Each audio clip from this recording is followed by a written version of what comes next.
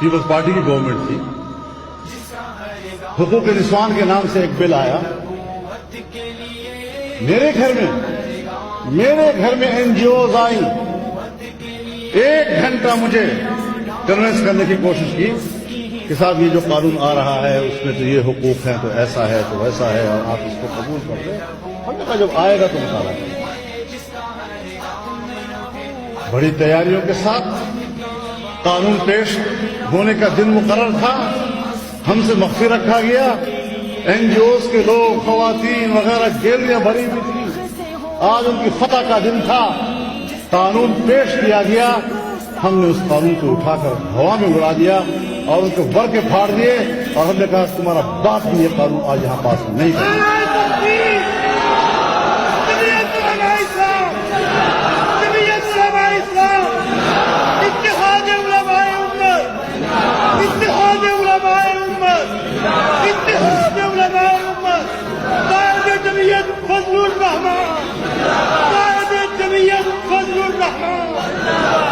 اس lobby کے خواتین نے میرے خلاف مظاہرے کیے. پارلیمنٹ کے سامنے کھڑے ہو کر جب میں باہر آتا تھا میرے خلاف نعرے لگاتے تھے. لیکن چھوٹی سی طاقت کے باوجود ہم نے وہ ایجنڈا ان کا کامیاب نہیں ہوا. اسی گورنمنٹ پنجاب کے اندر پھر وہی خواتین کے حقوق کے نام سے نام بڑا پیارا رکھتے ہیں، اور جب ہم اختلاف کرتے ہیں تو کہتے ہیں یہ خواتین کے حقوق کے دشمن ہیں. یہ عقل سے کام ہے. کون حقوق کا دشمن ہے؟ بچوں کے حقوق کے دشمن ہیں. بابا تم بچوں کے حقوق مانگو لیکن بچے کو باپ تو نہ بننے دو. یہ قانون بنایا انہوں نے. جب ہمیں ان کی تفصیل بتائی تو میں نے کہا اتنے لمبے چوڑے ورقے بھرنے کا کیا ضرورت تھی؟ اگر بچوں کے حقوق کی آپ نے بات کرنی ہے تو سب ایک لفظ تبدیل کر لو. جہاں باپ کا لفظ ہے وہاں بیٹا لکھ دو، جہاں بیٹے کا وہاں باپ لکھ دو. بس خیر خیریت ہو جائے گی، قانون بن جائے گا آپ کا. کہا میری وہ شریعت ہے کہ جب میرا خدا اپنے بندے کو کہ جب تک وہ بالغ نہیں ہے اپنے کسی حکم کا پابند نہیں بنا رہا، کوئی انسان کون ہوتا ہے کہ اس نابالغ بچے پر مشقت ڈال سکتا ہے؟ حقوق پر کوئی اختلاف نہیں ہے. آپ بھی ان کے حقوق کے قائل ہیں اور ہم بھی حقوق کے قائل ہیں. حقوق کی تفصیل پہ اختلاف.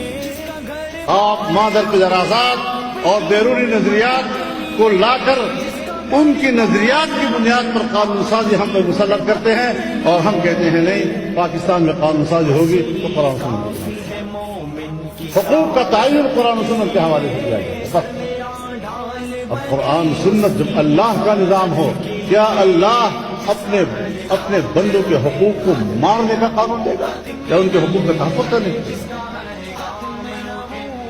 مادر کی ذرا آزادی کو آپ حقوق کہتے ہیں تو پھر چلے جاؤ، پھر برطانیہ جاؤ، پھر یورپ میں چلے جاؤ.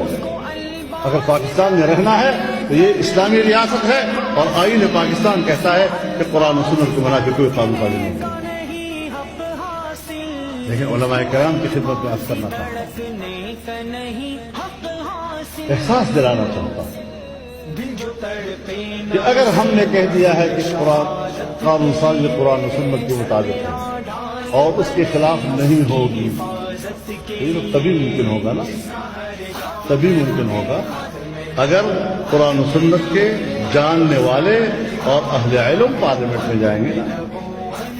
یہ جو ابھی مخلوق وہاں بیٹھی ہوئی ہے اور جس سے ایوان بھرے ہوئے ہیں، کیا ان سے یہ توقع کی جا سکتی ہے کہ وہ قرآن و سنت کے حوالے سے کوئی حوالہ پیش کر سکیں؟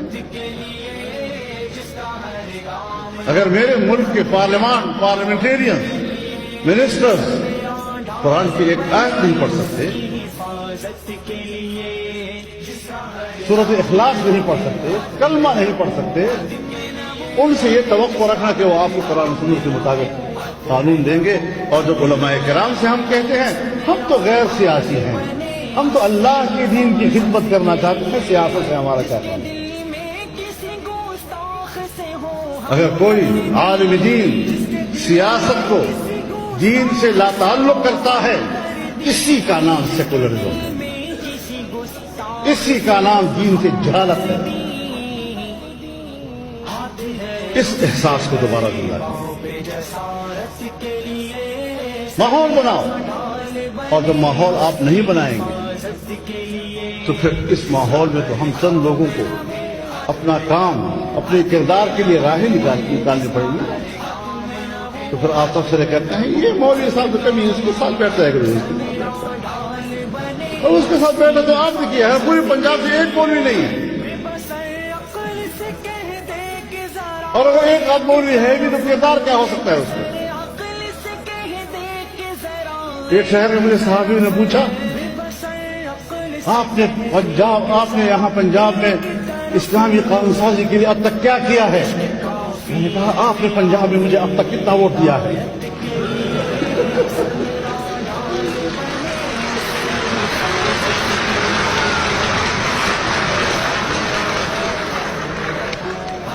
میری قوت تو پارلیمنٹ ہے، میرے قانون سازی کے لیے طاقت تو پارلیمنٹ ہے۔ اگر آپ مجھے پارلیمانی قوت نہیں بناتے تو پھر جدوجہد ہی راستہ رہ جاتا ہے، جو دو چار لوگ وہاں بیٹھے ہیں جدوجہد کرتے رہے، کبھی داؤ لگ گیا کبھی داؤ خطا ہو گیا،